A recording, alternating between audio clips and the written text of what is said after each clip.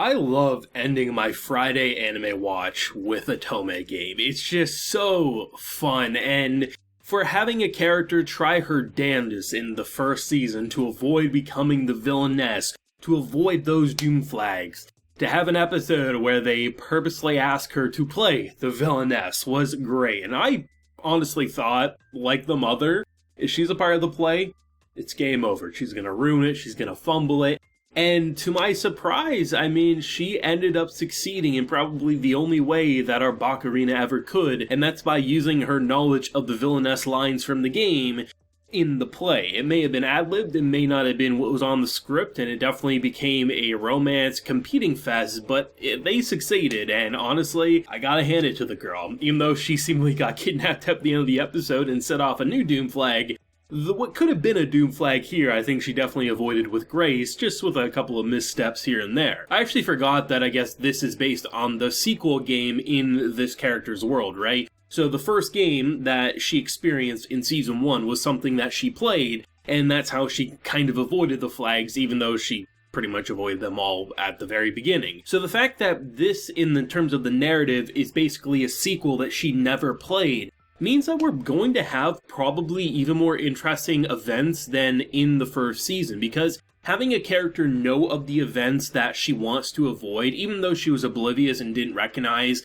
that everyone fell in love with her, so she already avoided being exiled or killed. The fact that she has literally no experience of the sequel because she was transformed before she could ever play it, means that most likely the Doom Flag events will be more unexpected because we won't have a character actively saying, oh, if this happens to this character, this event will occur. Instead, we're going to have to actively look ourselves to spot the Doom Flags and see if Katarina will recognize them or not. I still suspect she'll get away from everything. And even if somehow she got exiled, I feel like everyone would pack their bags with her and go to town because, you can't leave Best Girl alone, right? Getting reminded of that in last week's comment section really has me more excited than even I already was. Walking in, this was one of my more anticipated shows. I loved it last year, and I knew I was going to love it again this year. But to know where the narrative can now go, especially the fact that episode 2 alone, even if they played off as a comedy gag and nothing bad truly happened,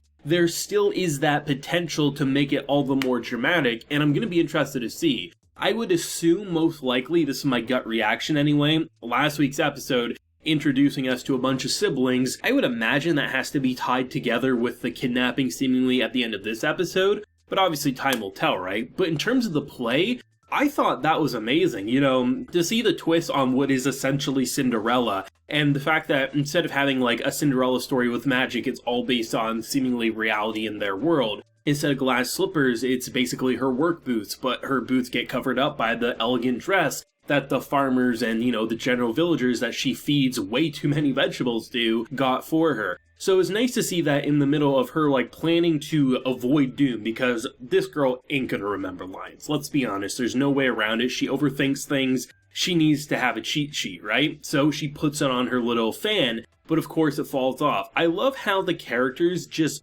completely navigate with her, either in the appropriate way, or in the case of Mr. Piano, the exact opposite. Having someone who recognizes that, oh, she needs her lines to read, so we'll just improv a dance scene. But then you have this man who, he doesn't know what a card is, she's using vocabulary that, of course, they wouldn't understand what a cue card is. So the fact that he just makes this amazing dance, I love how instead of just having her crash and burn and look like a failure, causing that sort of a doom flag, I like how they pulled something from her skill set that still makes her Baccarina, but also has her, stand on her own 2 feet, that when the mother compliments her at the end of the episode, you kind of feel like it's well-deserved. It's hard enough having parents not believe in you because of just the way you act in general society, but the fact that she was able to pull her actual villainess dialogue, it gave me chills. We're used to hearing her as her very bubbly, cute self, so to hear her just bust out true-on villainess dialogue, the voice actor deserves a lot of praise. A round of applause to all involved, but her specifically.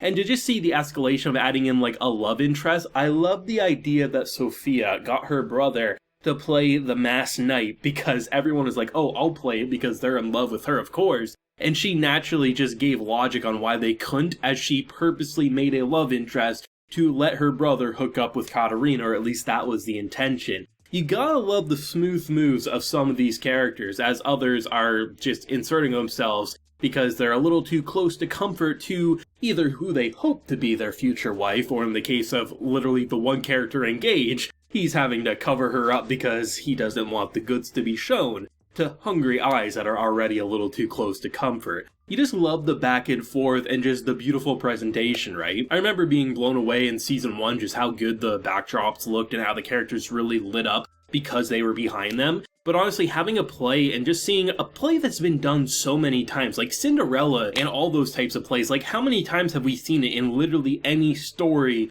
with some sort of either like a retelling or they're just acting in it? But I mean, this is the second time in recent memory. The last time I was really impressed was Cinderella-ish in Fruits Basket, but I gotta give it to Otome game with how they twisted it with, rather than going magical, they just went more realistic with that comedy spin that really, I honestly think this is probably one of the best renditions of Cinderella I've ever seen. And honestly, who knows where we're gonna go from here. Do I think the kidnapping is going to last too long? Probably not. I have a feeling she's gonna naturally pull away from that quickly, but I think there's gonna be a lot of doom flags that are really gonna screw her over, but of course, I don't suspect she'll get killed or exiled. And like I said, if she does get exiled, I don't see how other people don't go with her, right? Like, if this was in season 1, like, the whole kidnapping I think probably would have happened around 4 or 5. But the fact that they dropped it at the end of episode 2, it doesn't matter if they really commit to it or not. It really tells us that we don't know when bad things will happen. Sure, when I saw it was nighttime and the servant was going to take her to a ball, I knew something was up. But it's not like, while watching this episode, I specifically was like, okay, I know by the end of this episode something truly bad's gonna happen.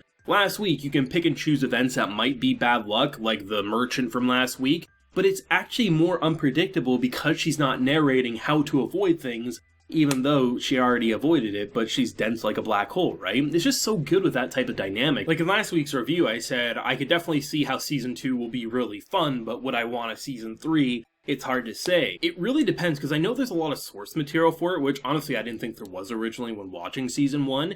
But thinking about the idea of a character now unable to predict where things could go, I could totally see a way to write it where she does get pushed away, and then, you know, you have multiple light novels of her actually having to come back. But given the fact that the charm of this show, I think, is, you know, the reverse harem, everyone loves Baccarina, obviously she doesn't recognize as such, it's very hard for me to fully commit to that idea. But I'm leaving it open in my head that something like that could occur. It's just, I don't know for sure, right? And that's a really fun dynamic that I think this season has going for it, that I think a lot of viewers alongside Katarina are going to question. Have we avoided Doom, or is Doom more relevant than ever, which is a really cool formula. There's a lot of potential, I think, with Season 2. A lot more than I was originally giving credit to, I think, in terms of Episode 1 with last week's review. I think there's a ton of potential, and maybe even a Season 3 potential, depending on how they take it this season, but I guess we'll see where it goes, right? Let me know your thoughts and feelings on this week's Otome game episode down below. Your favorite moment, where do you think it's going to go with that kidnapping angle? If you enjoyed the video, leave a like, share your support, and hit that subscribe button if you're happy and new around here. So until next time, everyone, please take care and have a good one.